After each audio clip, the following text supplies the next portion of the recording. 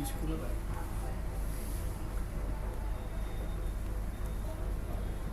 सबसे पहले हमें समझना है शेल क्या होता है, right?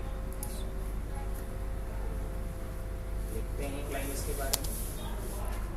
Shell is a special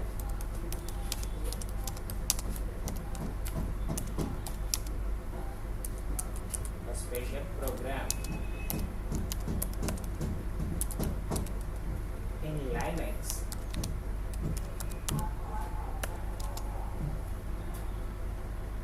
that take input from user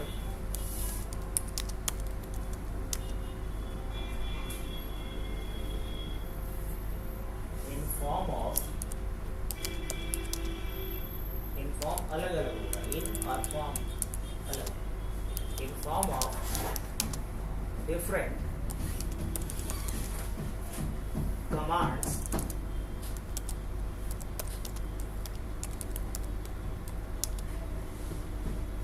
and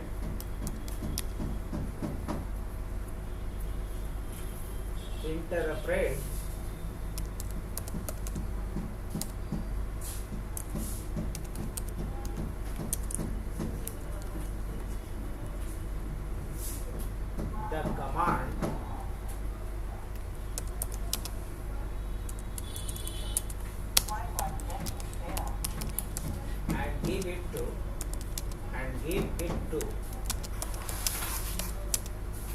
give it to kernel and give it to kernel full stop.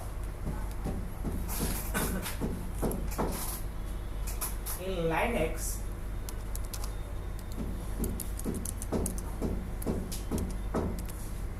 shell can be used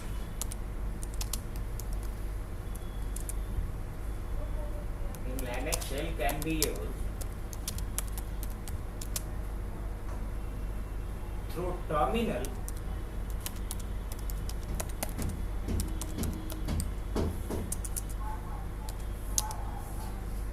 full stop.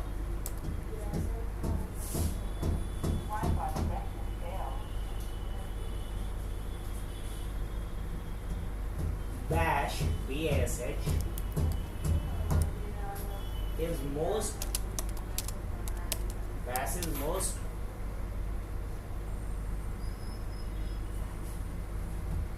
popular and widely used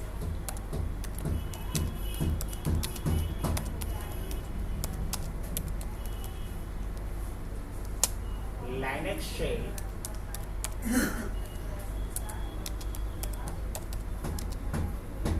full stop. तो shell है क्या? तो shell एक special programme होता है Linux में जो users के कमांड्स को लेता है और उस कमांड्स को कर्नल तक पहुंचाने का काम करता है। तो बेसिकली एक इंटरप्रेटर के जैसा भी काम करता है। जो यूजर जो कमांड देता है वो ह्यूमन रीडेबल फॉर्मेट में होता है, कर्नल को वो बात समझ में नहीं आती है। तो शेल यहाँ बीच में ये क्या काम कर रहा है? इंटरप्रेटर का काम कर रहा है ना। अगर एक आर्किटेक्चर की बात करें तो समझ लीजिए कि सबसे जो कोर एरिया में रहता है वो हार्डवेयर है। सबसे जो कोर एरिया में है वो क्या है? हार्डवेयर है। हार्डवेयर के ऊपर लेयर पे कौन बैठा हुआ है? कर्नल, है ना। अब कर्नल क्या होता है? ऑपरेटिंग सिस्टम का मेन पार्ट होता है जो सारे हार्डवेयर रिसोर्सेज को कंट्रोल और मैनेज करता है, सारे आईओ ऑपरेशन को कंट्रोल करता है, सारे file management, security management, process management, ये सारे टास्क परफॉर्म किसके द्वारा होता है? कर्नल के द्वारा। जिस तरीके से आप कह सकते हो कि हार्ट ऑफ ऑपरेटिंग सिस्टम होता है। ऑपरेटिंग सिस्टम का हार्ट कौन है? कर्नल। अब कर्नल से हम डायरेक्ट इंटरेक्ट नहीं कर सकते। हमारा जो सॉफ्टवेयर है, जो हम जो कमांड यूज करते हैं, वो कमांड डायरेक्ट हार्डवेयर से इंटरेक्ट नहीं कर सकता है। तो हार्डवेयर से अगर डायरेक्ट या कर्नल से डायरेक्ट अगर हमारा कमांड इंटरेक्ट नहीं कर सकता है या यूजर इंटरेक्ट नहीं कर सकता है, एप्लीकेशन इंटरेक्ट नहीं कर सकता है, तो एप्लीकेशन अब जो कमांड्स यूजर यूज कर रहा है उसके बीच और कर्नल उसके बीच में क्या है? शेल होता है है ना। इसका एक डायग्राम बनाने से बढ़िया होगा कि गूगल से एक देख लेते हैं, उठा लेते हैं। जो बात मैं समझा रहा हूँ आप एक फिगर से ज़्यादा क्लियरली समझ पाइएगा। वो ओपन कर लेते हैं। यहाँ लिखते हैं हम लोग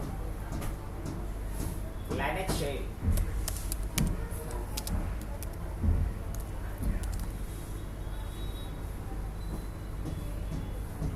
इसमें हम लोग चलेंगे इमेज पे। इसमें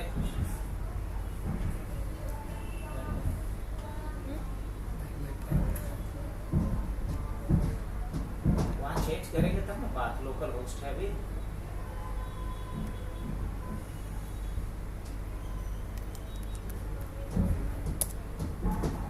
इसमें इमेज पे आएंगे।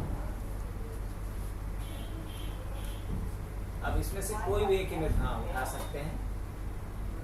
चलिए बढ़िया। हार्डवेयर के ऊपर कौन है? कर्नल। कर्नल के ऊपर कौन है? शेल। शेल के ऊपर क्या है? यूटिलिटी, जो भी एप्लीकेशन हम लोग यूज करते हैं, जो भी कमांड यूज करते हैं, है ना। तो ये अगर कॉन्सेप्ट याद है तो बेसिकली शेल एक माध्यम है, एक इंटरफेस है, जिस इंटरफेस पे हम लोग कोई भी कमांड अगर फायर करेंगे, कोई भी एप्लीकेशन रन करेंगे, तो वो एप्लीकेशन इंटरेक्ट किससे कर पाएगा? कर्नल के साथ। क्लियर? लेकिन शेल को हम लोग यूज किसके थ्रू करते हैं जनरली? टर्मिनल से। ये बात भी हमने ऑलरेडी मेंशन करके रखा है अभी। अब शेल में जो सबसे पॉपुलर शेल है जो लाइनेक्स में यूज होता है उसका नाम क्या है? बैश। अब हम लोग आगे बढ़ते हैं स्क्रिप्ट के ऊपर। शेल क्या होता है समझ में आ गया?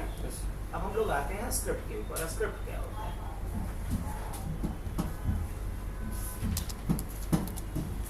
तो स्क्रिप्ट बोला जाता है सेट ऑफ इंस्ट्रक्शंस या कमांड्स को, सेट ऑफ इंस्ट्रक्शंस और command that is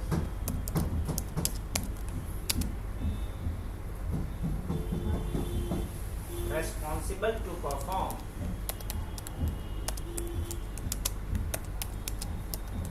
a particular task or a set of operations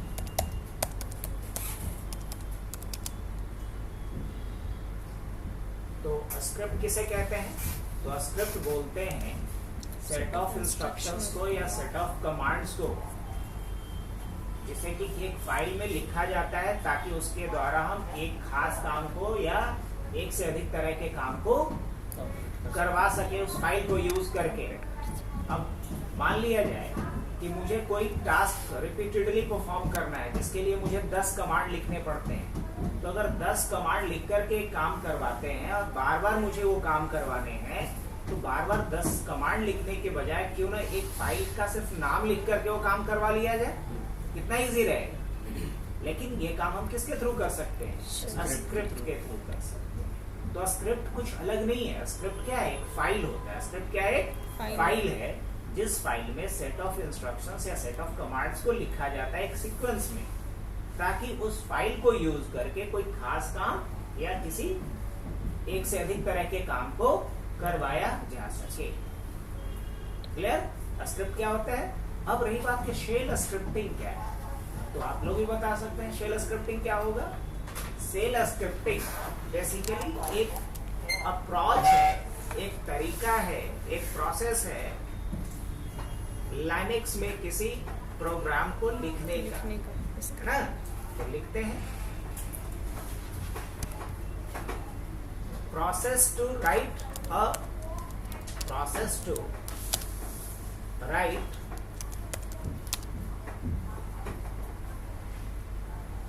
a shell program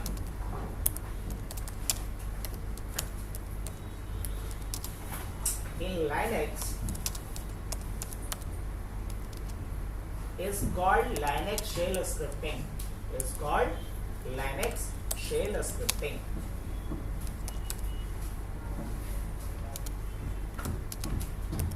Is called Linux shell scripting.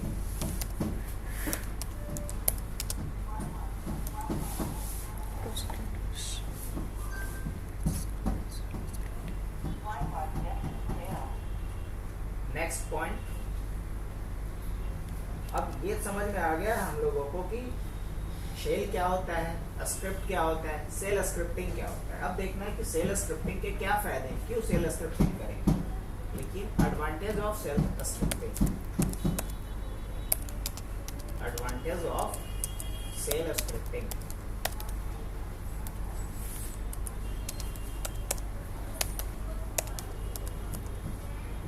First point लिखते हैं हम लोग, ऑटोमेशन। ऑटोमेशन,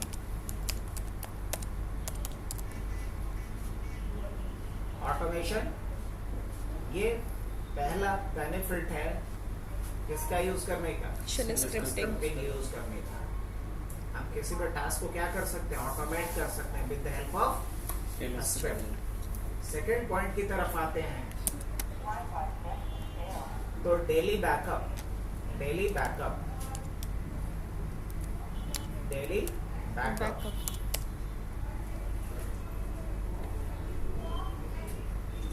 अगर हमें किसी फाइल्स के हर दिन जितने भी फाइल्स बन रहे हैं, मैं चाह रहा हूँ कि उसका हर दिन ऑटोमेटिकली बैकअप बनता रहे, तो ये काम किससे कर सकते हैं, शेल स्क्रिप्टिंग से। All repetitive task, all repetitive task, जिस भी टास्क को हमें रिपीटेडली करना है, all repetitive task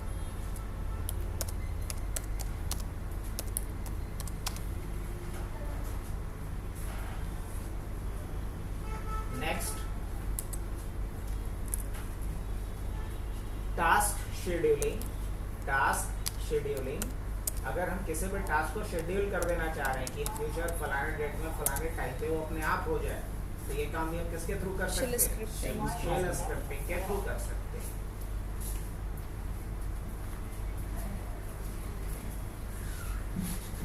perform a complex set of operation, perform a complex set of operation,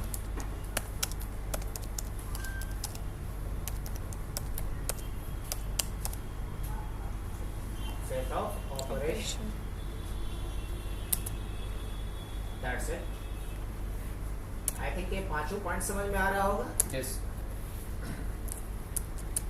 अब जब हम लोग बात करते हैं ऑटोमेशन क्या होती है, स्क्रिप्ट क्या होता है, शेल क्या होता है, शेल स्क्रिप्टिंग क्या होता है, क्या एडवांटेज है, ये सारी बातें होने के बाद अब नेक्स्ट हम लोगों को ये समझना होगा कि शेल स्क्रिप्ट जब हम लोग लिखेंगे तो उसमें कुछ तो एलिमेंट यूज होगा, बिकॉज हर प्रोग्रामिंग लैंग्वेज में जब आप प्रोग्राम लिखने जाते हैं तो हर प्रोग्राम में कुछ एलिमेंट्स यूज होते हैं, लाइक कुछ कीवर्ड्स यूज होता है, कुछ वेरिएबल्स यूज करते हैं, कांस्टेंट यूज करते हैं, कुछ फंक्शन यूज करते हैं, कंडीशनल स्टेटमेंट यूज करते हैं, कंट्रोल स्टेटमेंट यूज करते हैं, लूप यूज करते हैं। तो क्या यहाँ भी ये सारी चीजें होंगी, तो बोलेंगे हाँ। जहाँ भी हम स्क्रिप्ट लिखेंगे वहाँ हमें conditional statement, loop, function, variables, constant, इन सब का यूज करना होता है। कैसे करते हैं, चलिए अब हम लोग इसको प्रैक्टिकली देखते हैं हर एक चीज को। तो इसके लिए एक लाइनेक्स का मशीन ओपन कर लेते हैं।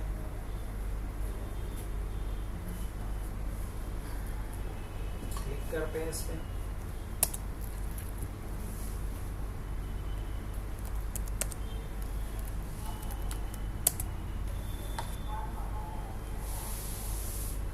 इसके बाद हमें फर्दर क्या करना है, सबसे पहले चेक करना है कि हम लोगों का जो शेल है वो कौन सा शेल है, बैश है या कोई और है। कैसे चेक करेंगे, तो इसके लिए लिखेंगे इको स्पेस $0 एंटर। तो कौन सा शेल है आपका, बैश है। फर्स्ट स्टेप हो गया। अब हमें एक काम करते हैं, टर्मिनल को हाफ ऑफ स्क्रीन में रख लेते हैं और हाफ ऑफ स्क्रीन हमारा डेस्कटॉप विजिबल रहना चाहिए। छोटा कर लीजिए इस टर्मिनल में, इधर लेके आते विंडोज के साथ राइट है। हाँ, ऐसा क्यों करवाया हूँ समझ में आ रही होगी। डेस्कटॉप पे जो भी फाइल बनेगा हम चाहते हैं वो दिखता है। तो अभी देखना है कि हम करंटली किस लोकेशन पे हैं। तो क्या लिखेंगे, pwd। अभी हम लोग इस लोकेशन पे हैं। अब मुझे डेस्कटॉप पे जाना है, तो क्या लिखेंगे, cd स्पेस डेस्कटॉप। डेस्कटॉप का डी कैपिटल, स्लैश शुरू में मत लगाइए, ऑटोमेटिकली लास्ट में लगाएगा। टैब pwd से कंफर्म कर लेते हैं। करंटली हम लोग आ गए हैं डेस्कटॉप के ऊपर। अब मुझे क्या करना, अब करना ये है कि एक फाइल बनाना है। हम लोग फर्स्ट अपना स्क्रिप्ट लिखने जा रहे हैं, तो लिखते हैं फर्स्ट या fc first script dot S. ऐसे नहीं लिखेंगे ना, फाइल कैसे बनाएंगे, फाइल बनाएंगे वही तरीका, vi और लिखते हैं fc.sh। क्योंकि हम लोग पहले भी प्रोग्रामिंग लैंग्वेज और पढ़ चुके हैं, लाइक सी का प्रोग्राम लिखते थे तो .c लिखते थे, C++ का लिखते थे तो .cpp लिखते थे, जावा का अगर लिखे होंगे तो .java, पाइथन तो लिखे ही है जो CCNA पढ़ के आए हैं आप लोग, तो .py लिखते थे। तो अगर हम DOS का अगर बनाते थे बैच फाइल तो .bat लिखते थे। तो लिनक्स का जो हम शेल प्रोग्राम लिखेंगे उसका एक्सटेंशन क्या होगा, .sh। तो .sh लगाए, एंटर कीजिए। अब यहाँ हमें लिखना शुरू करना पड़ेगा फाइल में को। तो सबसे पहले हम उस मॉड्यूल को यहाँ पे क्या करेंगे, कोड करेंगे। हालांकि ये मैंडेटरी नहीं है, आप छोड़ भी सकते हैं, लेकिन प्रैक्टिस सही रहेगा कि पहले आप बैश को यहाँ पे क्या कीजिए, इंक्लूड कीजिए। कैसे इंक्लूड कीजिएगा, देखिए हैश एक्सक्लेमेशन बिन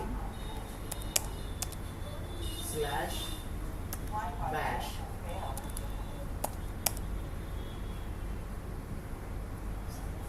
ये बिन से पहले भी स्लैश पड़ेगा, कुछ भी अगर लाइनक्स में है तो रूट से ही शुरू, तो slash bin slash bash enter करेंगे। ये लाइन लिखना मैंडेटरी नहीं है, नहीं भी लिखेंगे कोड रन करेगा।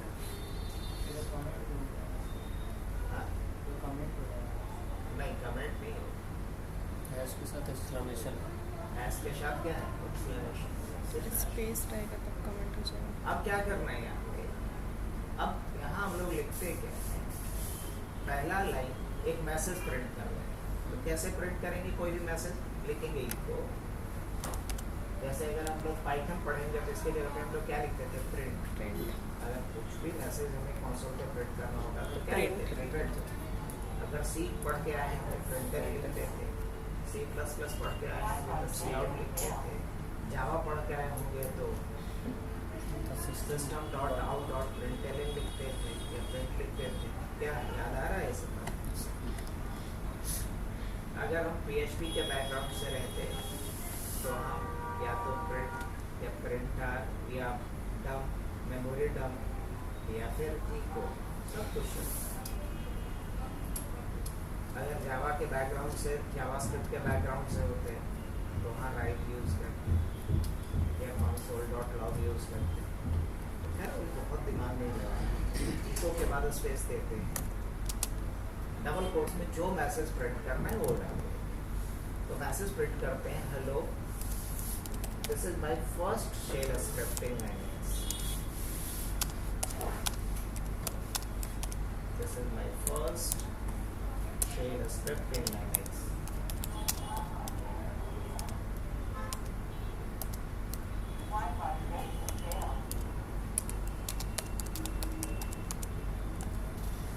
Double quotes close, enter. अब इस फाइल को हम सेव कर लेते हैं।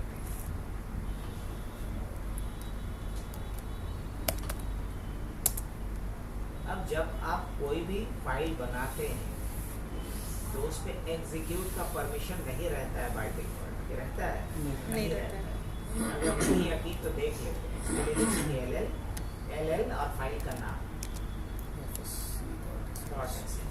इससे पता चलेगा इस फाइल पे क्या परमिशन है। तो इधर रूट यूजर को भी क्या परमिशन है? रीड और राइट का। Read और write एग्जीक्यूट का। का परमिशन है क्या? नहीं। नहीं। तो एग्जीक्यूट का परमिशन हम देना चाहते हैं, तो इसके लिए chmod कमांड यूज करेंगे।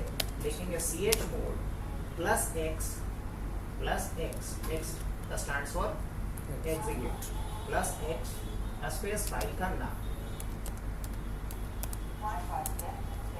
अब दोबारा देखते हैं हम लोग llfc.sh लिखते हैं। क्या एग्जीक्यूट का परमिशन रूट को मिल गया? जी। अब हमें इस फाइल को रन करवाना है।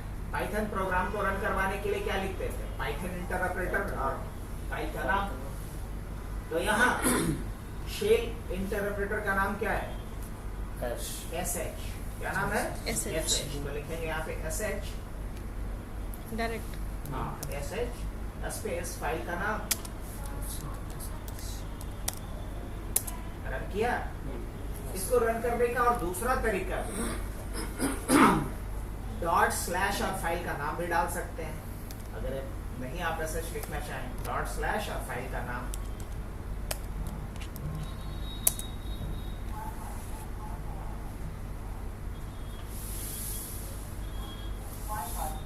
ठीक है, तो ये आपका फर्स्ट शेल स्क्रिप्ट था।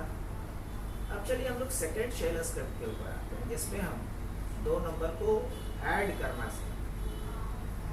अब ऐड करेंगे तो मल्टीप्लाई भी कर सकते हैं, तो पावर भी कर सकते हैं, लेकिन चलिए इजी रखते हैं अभी, धीरे धीरे हम लोग।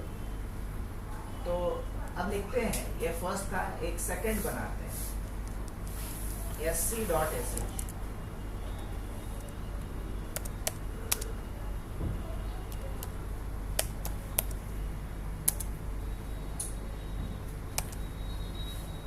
बेसिक /bin-bash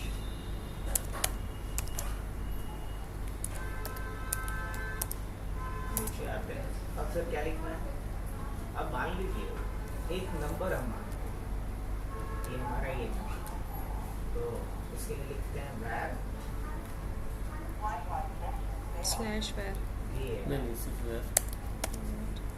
और नाम दे देंगे जो भी देना है। नाम क्या दे देंगे? मान लीजिए कि x ले लेते हैं, x इक्वल टू 4। फिर नीचे आते हैं, लिखेंगे y, var y equal to 6।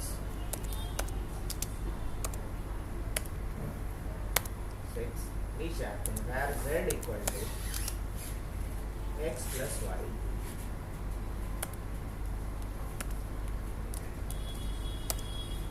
नीचे आते हैं, लिखेंगे इको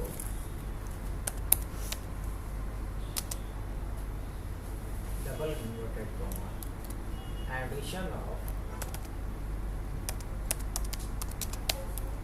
अब हम चाहते हैं यहाँ पे 4 और 6 लिखा हुआ है, तो हम लिखेंगे addition of $x।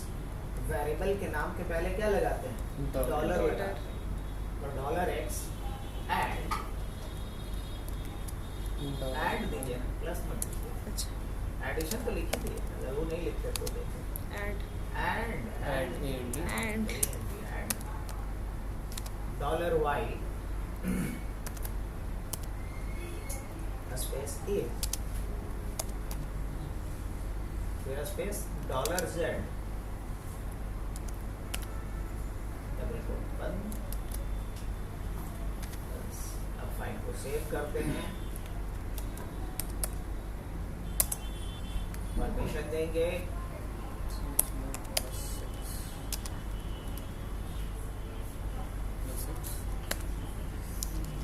sc dot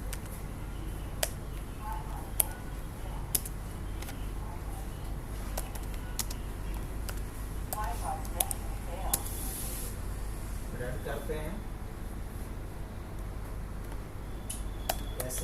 हाँ, ये भी तरीका ठीक है। /sc dot sh।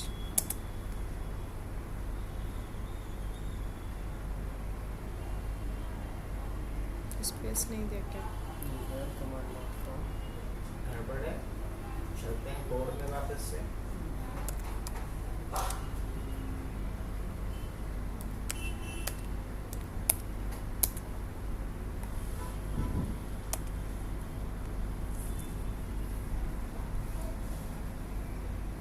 बैक को हटा दीजिए, यहाँ से भी बैक को हटा दीजिए।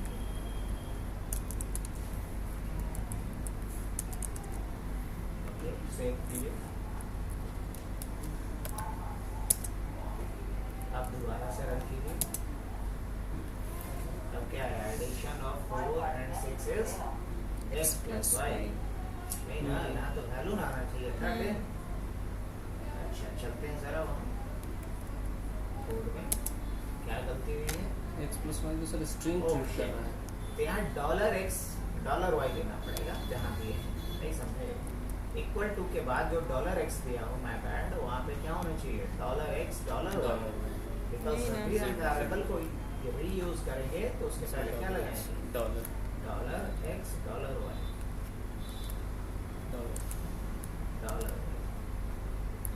अब दोबारा सेव करते हैं, रन करते हैं।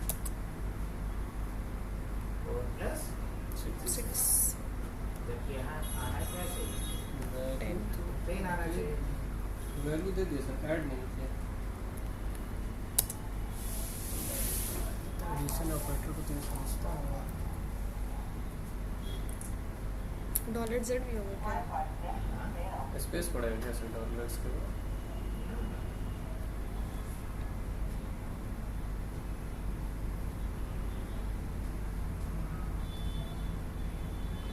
x के बाद स्पेस दीजिए, प्लस के बीच में दीजिए स्पेस दीजिए, यहाँ भी स्पेस दीजिए। अब रन कीजिए, सेव कीजिए। अब रन कीजिए। Addition of 4 and 6 is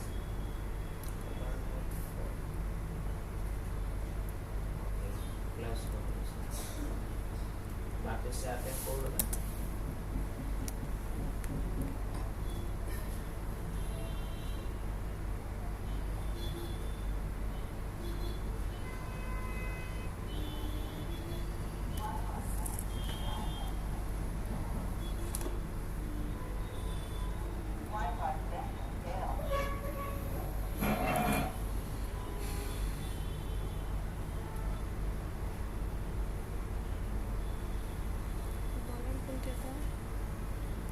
$? Variable के वैल्यू के लिए जरूरी है। जैसे आप $x नहीं देंगे, $x देगा तो x का वैल्यू देगा, सिर्फ x लिख देंगे तो खाली x लिख देंगे। डॉलर क्या कर रहा है ना, इसका वैल्यू लेके आ रहा है, यानी कि $x तो $x को कितना सकते हैं, 4 ले आएगा या 6 ले आएगा, दोनों को ऐड कर। इसका वैल्यू क्या है,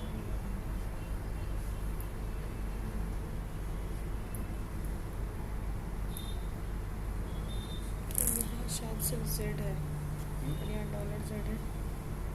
हाँ तो z की वैल्यू दी जा रही है z में तो वैल्यू आएगा ना, दिखा दो तो $z है ना, इसलिए शायद नहीं दिखा रहा है क्योंकि z की वैल्यू बता रहा है।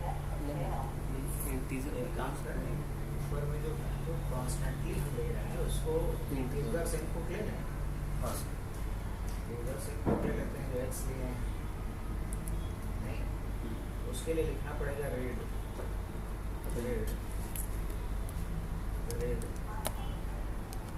स्पेस -p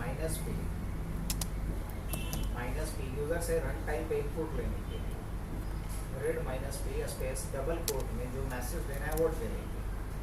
मैसेज क्या देना है वो आप डाल दीजिए यहाँ पे, enter first number, enter first number, enter first number, double quotes बंद और स्पेस देकर $x लिख दीजिए। स्पेस देकर कितना लिख दीजिए, $x, और वहाँ जो 4 दिए हैं वो हटा दीजिए, जो 4 दिए हैं वो हटेगा।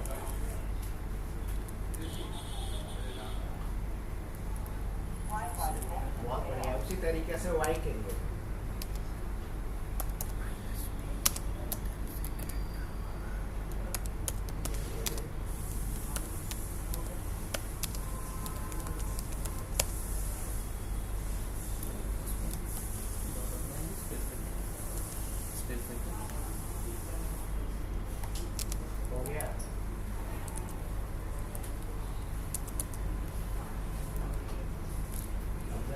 चेक कीजिएगा और रन कीजिएगा।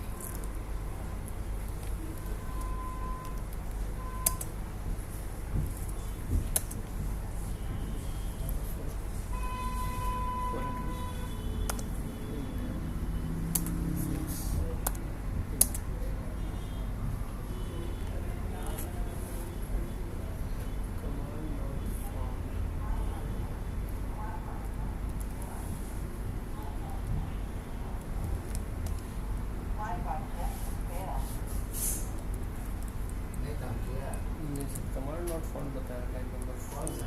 ये वाला इसी लाइन में जेड के पहले डॉट इसके पहले भी डॉलर लगा दीजिए तो एक ब्रैकेट के अंदर रखिए।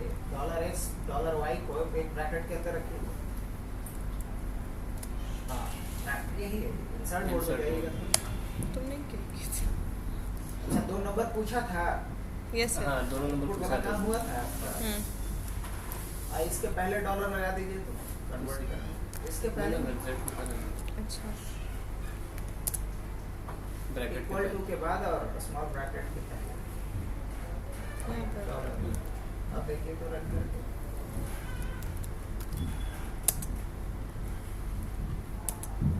डालिए फर्स्ट नंबर सेकंड नंबर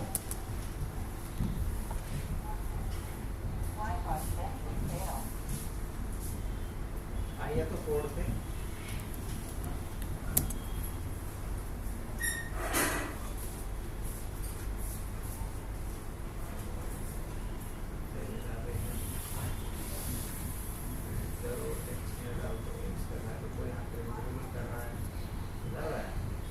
वो जो ऊपर में लिए है ना डॉलर एक्स उससे डॉलर हटाइए और वाई से भी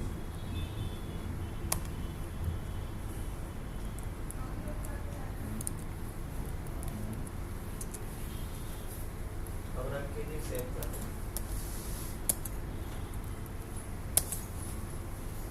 डालिए। चलिए वैल्यू तो उठा लिया कम से कम। Addition of 4 and 6 is Z का वैल्यू। वापस आते हैं कोड पे।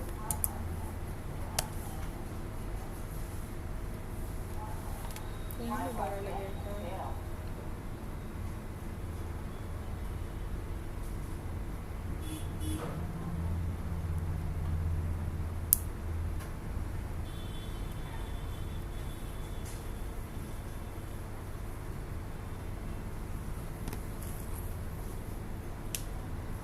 यहाँ डॉलर सेट होगा। यहाँ पे सिर्फ सेट है तो यहाँ सेट। तो वैल्यू खाली प्रिंट करेगा डॉलर से डॉलर से तो खाली वैल्यू प्रिंट करेगा तो ठीक है। लेकिन यहाँ सेट की वैल्यू है ना तो यहाँ पे कैसे प्रिंट करेगा? यहाँ तो सिर्फ जेड की वैल्यू है तो यहाँ पे डॉलर जेड है तो कैसे प्रिंट करेगा? जेड वाली वैल्यू है उसको प्रिंट कर देगा। तो डॉलर जेड है ना। खाली जेड लिखेंगे तो भी करेगा। पाइथन में करता है। पाइथन में खाली जेड लिख देंगे तो उसमें डॉलर जेड लिखना पड़ेगा। करके देखते हैं।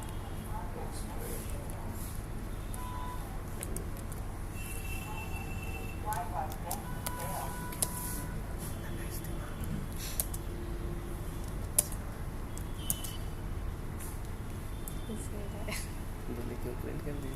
इसको हाँ। बैकटिक के अंदर लिखिए तो EXPR बैकटिक के अंदर जेड इक्वल टू के बाद बैकटिक शुरू कीजिए। आता है ना बैकटिक समझना?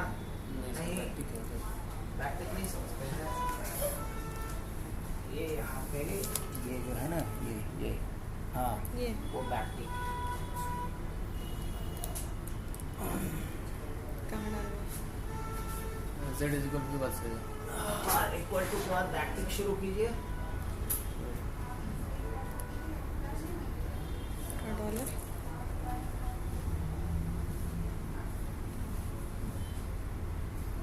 डॉलर रहेगा सर। नहीं बैकटिक तो नहीं लगा। उसी को फिर से दबाइए। ये वाला से हाँ वो अच्छा। बैकटिक हुआ। यस अब लिखिए EXPR डॉलर हटा दीजिए उसका ब्रैकेट भी हटा दीजिए। डॉलर एक्स स्पेस फिर प्लस फिर डॉलर वाई स्पेस होगा ना। फिर space, आप देखिए तो करके फिर बंद नहीं करोगे क्या? फिर नहीं, ये वाला इसको बंद नहीं करोगे? हेक कैसा बोले? हेक्टिक क्या? बैकटिक बंद नहीं होगा ना सर?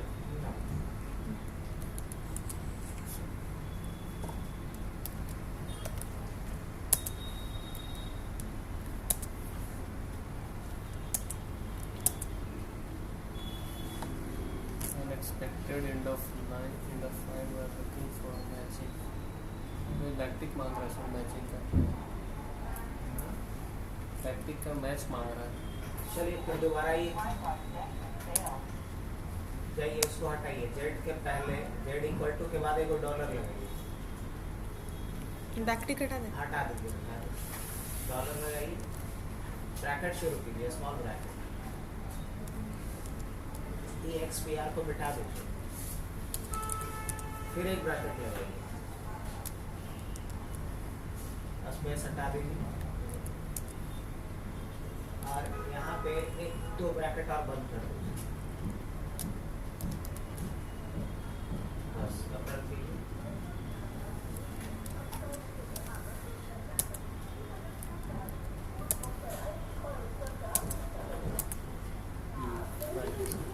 आ गया।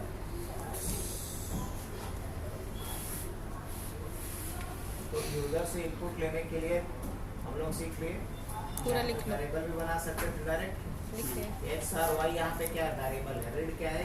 मेथड है, फंक्शन है ना। और इंटर फर्स्ट नंबर वो आर्गुमेंट था जो स्क्रीन पे शो कर रहा है। बेसिकली एक ब्रैकेट लिख रहे थे तो उसको वो स्ट्रिंग के रूप में कंसिडर कर रहे हैं। ये क्या हुआ कि एक्स प्लस वाई वाला काम पहले किया और उसको फिर कन्वर्ट किया इंटीजर। अच्छा, वह क्योंकि स्ट्रिंग पे जोड़ेगा तो जोड़ कर स्ट्रिंग को ही दिखा देगा। तो दिखा रहे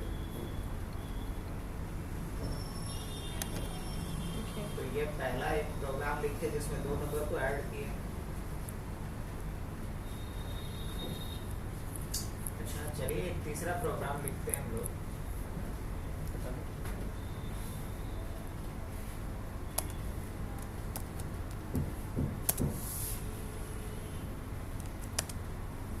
टीसी डॉट कैसे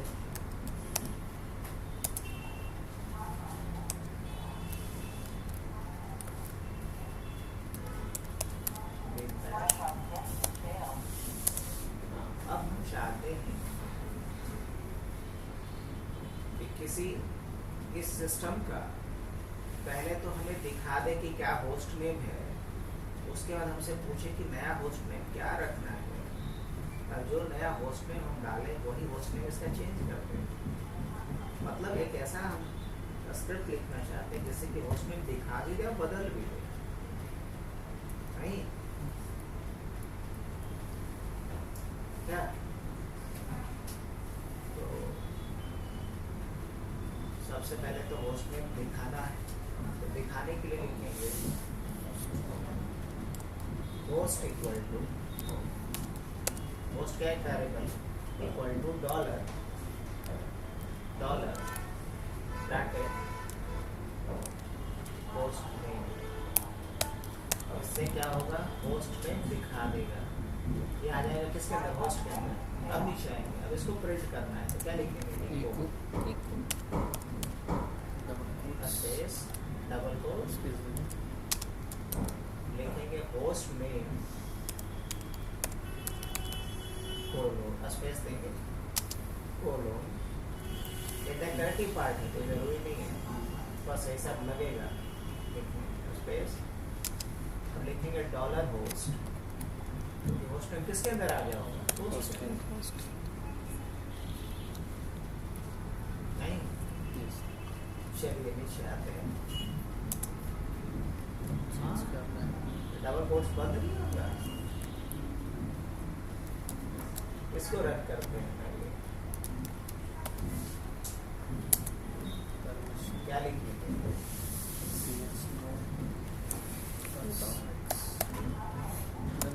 पहले परमिशन देंगे ना।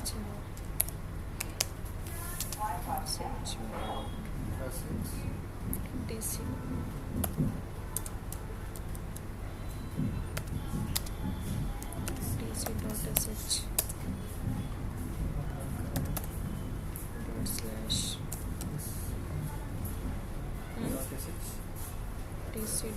message. PDNS. PDNS इसका host है. क्या सही? Yes. अब थोड़ा समझ में आ रहा है कि हम लोग किस तरीके से इसको यूज करेंगे. मतलब डायरेक्ट कमांड है तो काम नहीं करेगा, वैल्यू उसमें से निकाल कर लाना होगा. अब हम इसको बदलना भी चाहते हैं.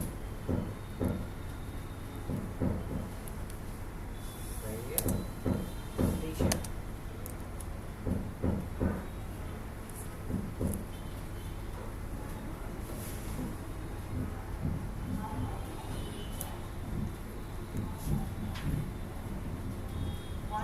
लिखते हैं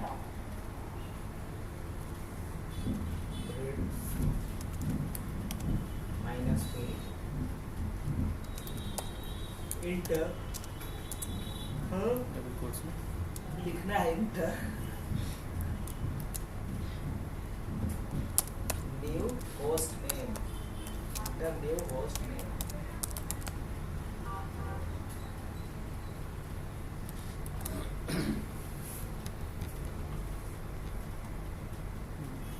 Enter. New host Name. किसी में एंटर करें. स्पेस कहाँ आएगा? NH अच्छा. NH डबल कोट्स बंद डबल करके कोट्स बंद कर ले सही क्या था? स्पेस और वहाँ स्पेस देके कोलन दे दीजिएगा तो और अच्छा रहेगा. होस्ट नेम के डबल बाद कोट्स के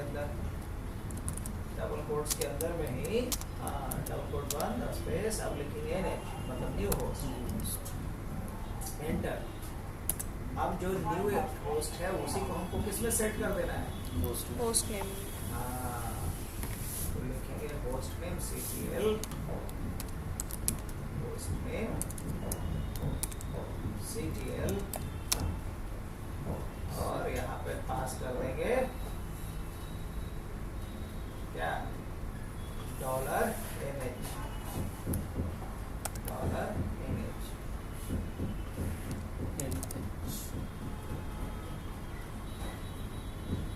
अब नीचे आएंगे. अब फिर से लिखते हैं इको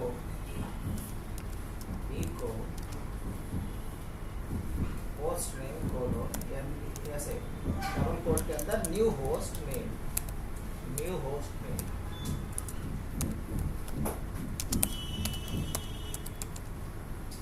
स्पेस कोलोन स्पेस देके कोलोन डॉलर ऐसे डॉलर फिर ब्रैकेट फिर होस्ट नेम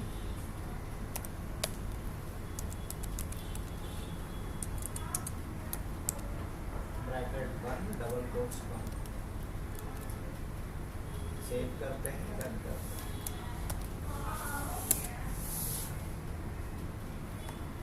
माइट भी काम करना चाहिए.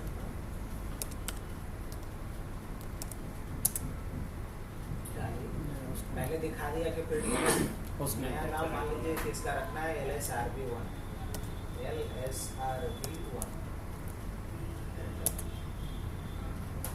तो अननोन ऑपरेशन लिख रही होस्ट नेम हूँ. क्या दिखा रहा है? PDNS. यहाँ से लिखिए तो होस्ट नेम फिर भी PDNS. होस्ट नेम सेट करने के लिए कमांड क्या लिखते हैं? Host name CTL set host name. हाँ तो वहाँ पे कमांड पूरा नहीं लिखा इसलिए नहीं किया, इसलिए अननोन ऑपरेशन है. वापस से चलते हैं. जहाँ होस्ट ये लिखे हैं ना होस्ट नेम CTL के बाद आगे लिखेंगे उसी line host name CTL space set Set host name. Hyphen host name. अब सेव कर लेंगे.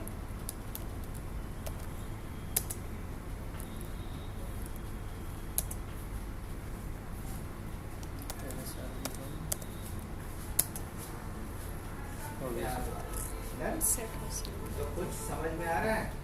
तो इस तरीके से हम अपनी ज़रूरत के हिसाब से कोड लिख करके कॉम्प्लिकेटेड से कॉम्प्लिकेटेड टास्क को परफॉर्म करवा सकते हैं. तो आज के लिए इतना ही रखें. Yes. कल आगे देखते हैं. कल कुछ इंटरेस्टिंग काम करेंगे हम लोग बैकअप से रिलेटेड और अदर्स वीडियो को सेव कर लीजिए और चेक कीजिए तो कुछ साउंड क्वालिटी अलग आया। हाँ देखो